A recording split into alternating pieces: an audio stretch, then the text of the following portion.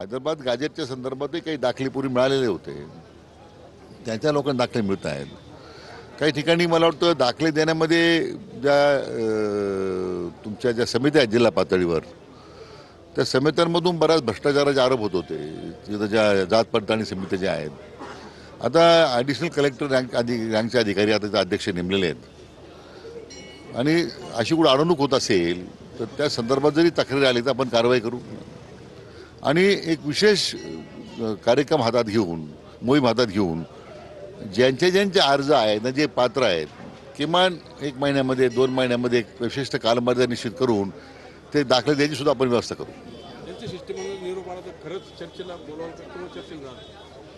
नाही, अजून काही चर्चाच नाही ना. आता त्या शेवटी त्यांचा आता मुळातच जो प्रवास सुरू आहे त्याच्यामध्ये ते मला वाटतं आता त्याच्यातून जो वेळापत्रक त्यांनी दिलेलं आहे, आता शिवनेरीमध्ये ते मला वाटतं उशीर रात्री पोहोचतील अशी अपेक्षा आहे. पण एकदा असं आहे की मी म्हटलं ना, हा शासनाला प्रतिष्ठेचा प्रश्न करायचाच नाही आहे आणि पूर्वी केला नव्हता, आता करण्याची शासनाची भूमिका नाही आहे.